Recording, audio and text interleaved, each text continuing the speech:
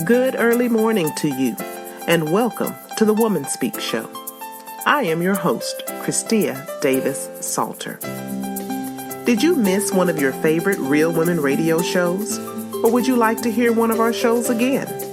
Listen live or go back and listen to any of the shows on demand on our website or on our Real Women Radio app. And again, good morning. And it is early on Monday morning, and thank you for starting your week with me. Today's segment is coming from an original poem by yours truly. The title of this poem is Blame. I could blame it on many things. Anything will do. Any system, any hurt or thought. I could even find a way to blame you. I could blame it on the weather. It's too hot or it's too cold. I could build for myself a case, but today the truth must be told. I'd rather tell it myself. Lord God, please don't expose all of my hidden insufficiencies that are clearly right under everybody's nose. I could blame my state of being on whatever comes to mind, but to do so would be a complete and a terrible waste of more time. So today, I tell the truth. The shortness is in me. And early this Monday morning, I write to make myself free.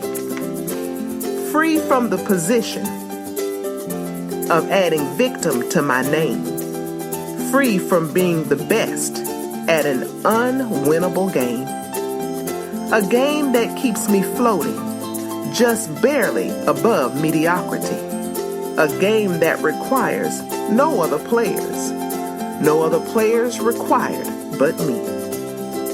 I make up the rules depending on how I feel. And when I blame others for my condition, that's my reality, and to me, it's real.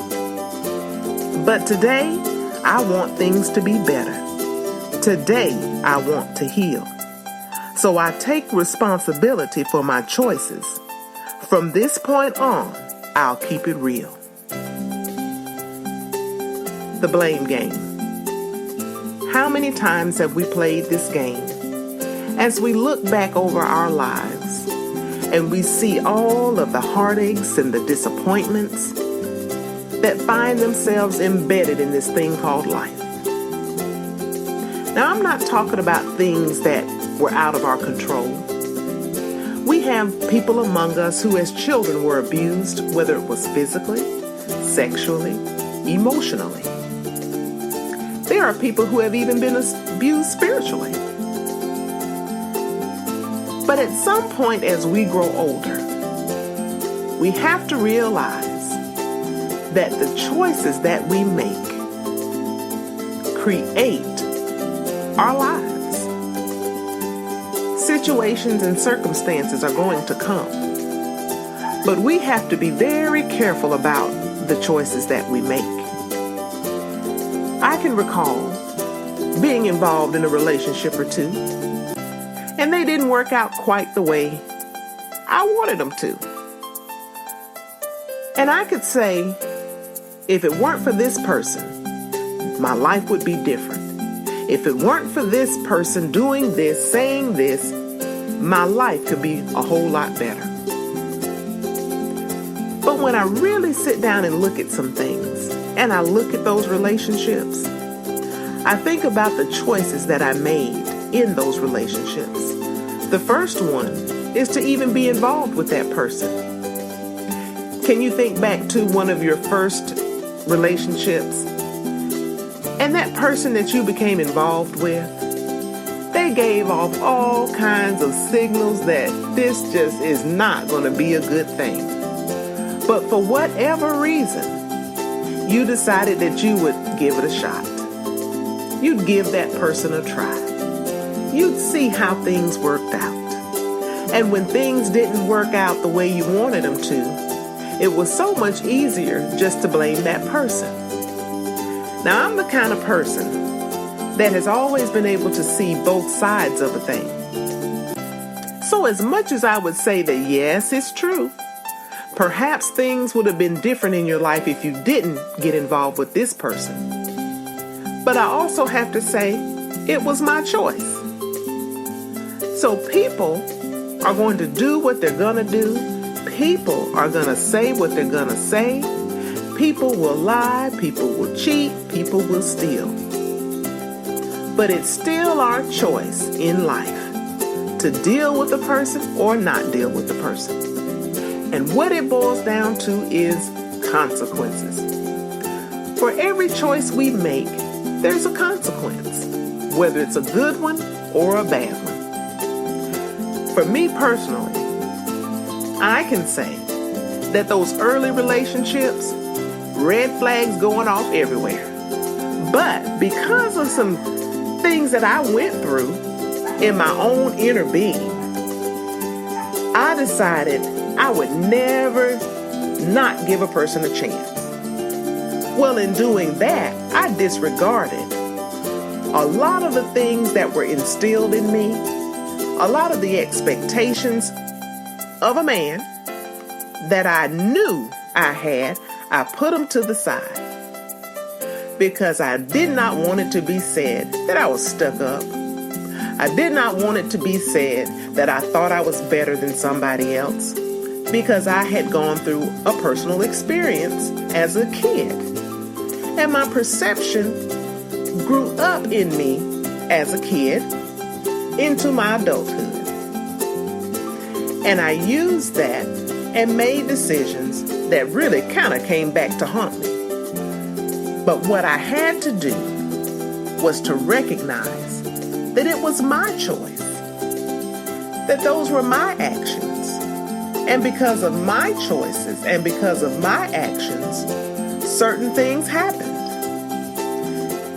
Now, I want to make it clear again, I'm not talking about things that have happened to you that are out of your control. Being in an abusive relationship, it's never a woman's fault, or a man's fault for that matter, if he's being abused. It's not your fault if somebody sexually abused you. It's not your fault if you were neglected as a child. It's not your fault. But as an adult, we have got to learn how to come out, to come up, rise above, and then start making choices that are going to benefit our lives. Now somebody might be saying, that sounds like she's still blaming the victim. Well, that's number one. Ladies, we are not going to be victims all our lives. We've got to make a determination that we're going to be victorious, no matter what has happened to us, no matter even the choices that we have made. We have an opportunity as strong women to come out, to come up, and to soar above it all. I know some things happened. I know some things have disappointed you. I know some people have disappointed you. I know that you have disappointed yourself. And that's where I know that I have had to take the time and say, yeah, you did that. Yeah, you brought that on. Yeah, if you hadn't done this or if you had done it differently, yeah, things could have been different. And there's nothing wrong with doing that, because we got to take responsibility before we can move on. But then when we do take responsibility, we have to also forgive ourselves. We have to forgive ourselves for some of these things that we have done. And then we can truly soar with the eagles. And then we can say, I'll never go there again. I won't lower my standards again. I know what I want, and that's what I'm going to get. But if we spend our time blaming others for the state of being that we are in, we'll never soar. We'll never rise. We'll continue to stay status quo. We'll continue to live in mediocrity. But ladies, we're greater than that. We are greater than just above average, because women are awesome beings. And this morning, I'm just trying to encourage you to tell you, free yourself from blame. blaming others, and then forgive yourself for the choices that you made that brought on whatever situations came on. We're better than that.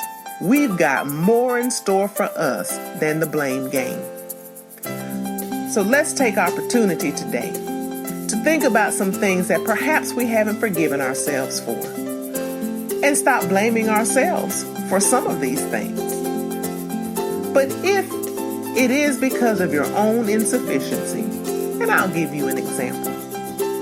If you were desirous of getting a master's degree and you didn't do it because you had to stop to raise children, don't blame the children. Don't blame the children's fathers. Just know that you can still get up and do it. Even though you stopped the process, you can still go forward. There are some hopes and dreams and some visions that we have had. We know where we want our lives. Let's not blame anybody for anything. Let's just start today and go forward.